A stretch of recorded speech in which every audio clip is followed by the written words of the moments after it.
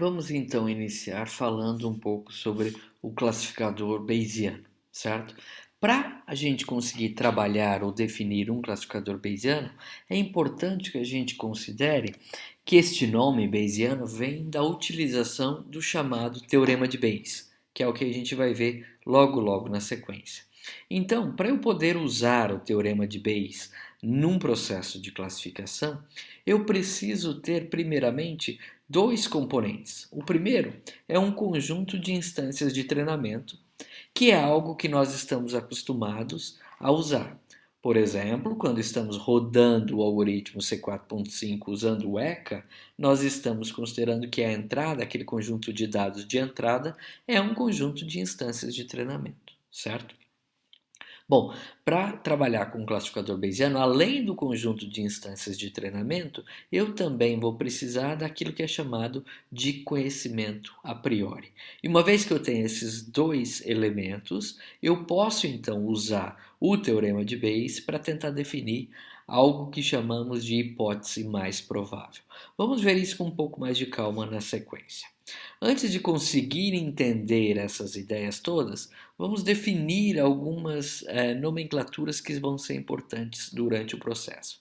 Primeiro, considere que sempre que a gente tiver P de H, o que eu estou querendo representar com isso é a probabilidade da hipótese H ser verdadeira.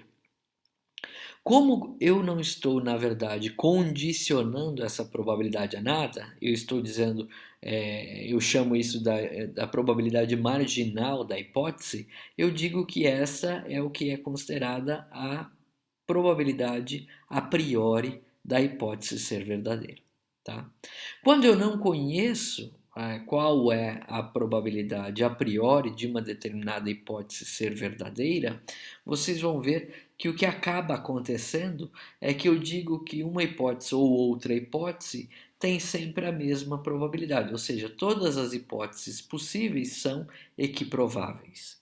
E quando eu faço isso, na verdade o que eu estou dizendo é que a probabilidade das minhas hipóteses é aleatória e uniformemente distribuída. Em outras palavras, imagine que eu tenha duas hipóteses possíveis. Se eu não souber qual é a probabilidade de uma acontecer ou da outra acontecer, eu posso iniciar meu processo dizendo que é 50% para cada um.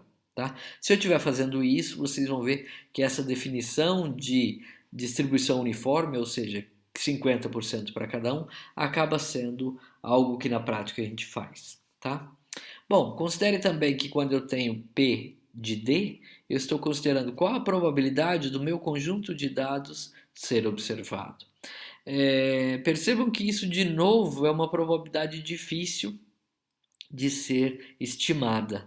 Né? Então, imagine que eu pergunte para vocês qual a probabilidade do meu conjunto de dados que eu forneci para vocês sobre lentes de contato acontecer para um determinado, quer dizer, considerando-se todos os pacientes de lentes de contato que temos, qual a probabilidade daquele conjunto de dados acontecer. Isso é algo um pouco difícil de se determinar e nós vamos ver que joga a nosso favor o fato de que a gente não precisa se preocupar tanto com isso, apesar de originalmente a probabilidade do conjunto de dados ser algo presente no nosso teorema de Bayes. Tá?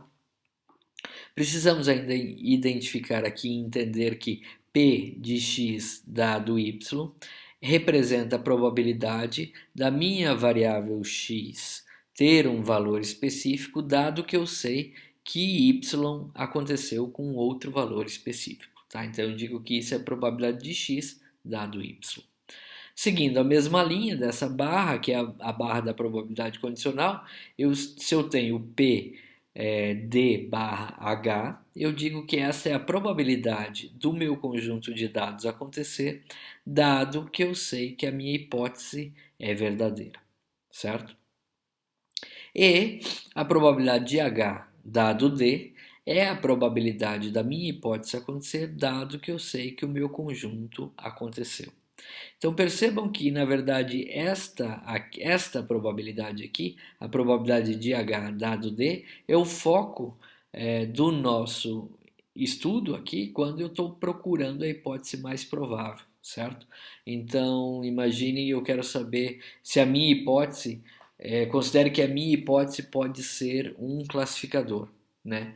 Então, se a gente pensar que por enquanto só conhecemos uma árvore de decisão como classificador, e ela pode ter sido montada com ID3 ou com C4.5, tanto faz, mas se eu considerar então uma árvore qualquer como sendo uma hipótese, eu posso tentar ou estar procurando então, quando olho para esta árvore de decisão com um viés de classificação bayesiana, eu vou procurar qual a probabilidade daquela minha árvore de decisão ser verdadeira, certo? Dado que eu tenho o conjunto de dados de treinamento que foi fornecido. Então é isso que eu vou procurar numa ideia de classificação bayesiana. Perceba então que essa ideia de procurar a probabilidade ou procurar a hipótese mais provável, ela é uma visão bayesiana de classificação e que pode ser aplicada inclusive quando a minha hipótese, ou seja, os meus classificadores, não são bayesianos. Uma árvore de decisão é um classificador e ele não é um classificador bayesiano. Mas eu posso tentar ver qual é a árvore mais provável, certo? Para classificar aquele conjunto de dados que eu tenho como instâncias de treinamento. Então percebam que eu poderia estar querendo construir uma árvore de decisão ou escolher qual árvore de decisão é o melhor classificador para um determinado conjunto de dados sem usar o ID3 ou sem usar o C4.5, mas pegando todas as árvores possíveis e calculando a probabilidade de cada uma delas acontecer, dado que eu conheço aquele conjunto de instâncias de treinamento que foi fornecido, certo? Então, se eu estiver fazendo desta maneira a construção ou a busca pelo meu classificador, eu digo que eu estou, na verdade, construindo ou usando um classificador bayesiano. Essa é a ideia de classificação bayesiana, certo? E o teorema de Bayes é quem nos ajuda a encontrar essa probabilidade. Ele, na verdade, vai nos dar então formalismo para que a posteriori, ou seja, esta probabilidade de H dado D, essa é o que a gente chama de probabilidade a posteriori. O teorema de Bayes faz com que a gente possa calcular essa posteriori. Tá? E normalmente, quando a gente utiliza o teorema de Bayes para calcular essa posteriori, o que a gente diz é que a gente está procurando qual é a nossa hipótese com máxima a posteriori. Então, a literatura mantém esse nome em inglês normalmente, então ela diz que a gente pode trabalhar com a hipótese MAP, M-A-P, que vem de Maximum a Posteriori Hypothesis, ou seja, a hipótese de máxima a posteriori. Tá? E o teorema de Bayes nos diz que eu posso calcular qual a probabilidade dessa hipótese acontecer, dado que eu sei que D aconteceu, fazendo o cálculo da multiplicação da probabilidade do conjunto de dados ter acontecer, dado que eu sei que aquela hipótese aconteceu, multiplicado pela priori da hipótese, tudo isso aqui, todo esse termo, dividido pela priori do conjunto de dados. Alguns pontos interessantes que a gente tem aqui no Teorema de Bayes, e eu não quero que vocês fiquem muito preocupados por agora, vocês devem estar pensando assim, essa aula da unidade 4, ela está muito formal, então nós estamos vendo muita fórmula nessa história aqui. Tá? Eu estou começando a falar um pouco de probabilidade com vocês e eu preciso falar um pouco disso para que a gente possa entender o funcionamento de classificadores bayesianos. Entretanto, não quero que vocês fiquem preocupados, porque vocês vão ver que as probabilidades que a gente vai calcular quando está construindo classificadores bayesianos, elas são normalmente simples contagens. Então, são probabilidades calculadas por aquilo que a gente chama de frequência relativa.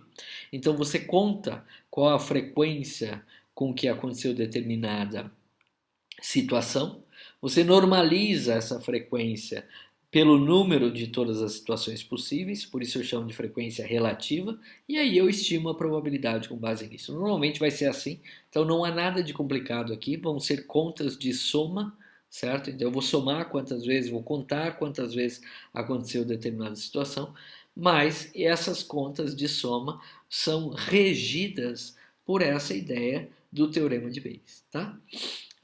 Então percebam que aqui a probabilidade de H dado o conjunto de dados, ela é calculada com base nesse termo que é exatamente o contrário. Então aqui eu tenho a probabilidade da hipótese dado o conjunto de dados, que é calculada pela probabilidade do conjunto de dados dado a hipótese, vezes a priori da hipótese. Quando a gente está trabalhando com classificação bayesiana, a gente diz que para encontrar esta probabilidade, o que nós estamos fazendo é utilizando a verossimilhança daquela probabilidade multiplicada pela priori da hipótese que eu estou procurando. Então a verossimilhança ou likelihood do inglês, certo? Nada mais é do que a probabilidade ao contrário, a condicional contrária daquela original que eu estou procurando. Se eu estou procurando a probabilidade da hipótese dado o conjunto de dados, a verossimilhança disso vai ser a probabilidade do conjunto de dados dado a hipótese, certo? Aqui, como minha probabilidade do conjunto de dados é o denominador, se ela for muito grande, então eu vou estar dividindo tudo isso aqui por um número grande, isso significa que a minha probabilidade vai tender a diminuir.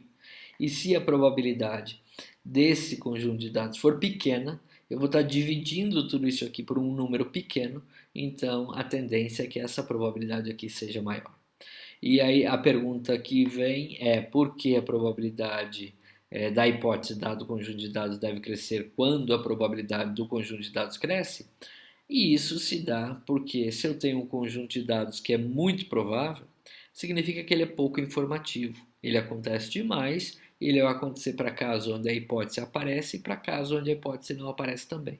Então, isso significa que deve diminuir a probabilidade ou o quanto eu acredito que aquela hipótese seja verdadeira. Tá? Em outras palavras, o que a gente está querendo dizer com essa pergunta é que quando você trabalha com um conjunto de dados e que você não confia e que esse conjunto de dados não é específico, não é tão informativo para o seu problema, você não deve confiar tanto nos resultados que o seu classificador deu. Né? E a gente já viu isso quando a gente trabalhou com a ideia da árvore de decisão e a gente faz poda tentando evitar overfitting, exatamente porque a gente sabe que nem sempre o meu conjunto de dados a gente pode confiar tanto assim no meu conjunto de dados, certo?